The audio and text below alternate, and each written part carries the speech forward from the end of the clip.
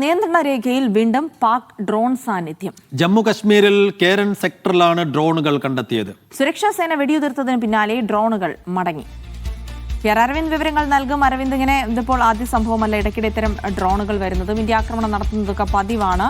അപ്പോൾ ഇക്കുറി എന്താണ് സംഭവിച്ചത്?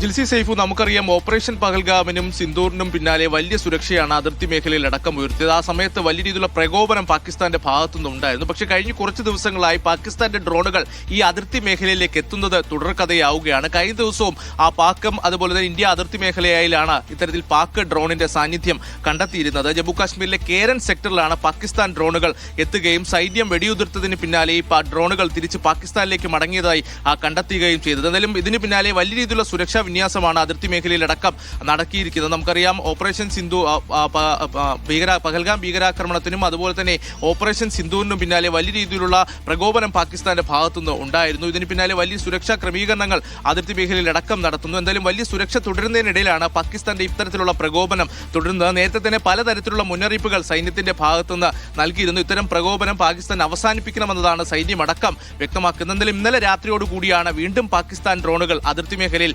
കണ്ടെത്തിയത്. ജമ്മു കാശ്മീരിലെ കേരൻ സെക്ടറിലാണ് ഡ്രോണുകൾ എത്തുകയും സൈന്യം വെടിയുതിർത്തതിന് പിന്നാലെ ഡ്രോണുകൾ മടങ്ങുകയായിരുന്നുവെന്നും ഇപ്പോൾ സൈന്യം വ്യക്തമാക്കിയിട്ടുണ്ട്. ശരി, അരവിന്ദാണ് വിവരങ്ങൾ നൽകിയത്.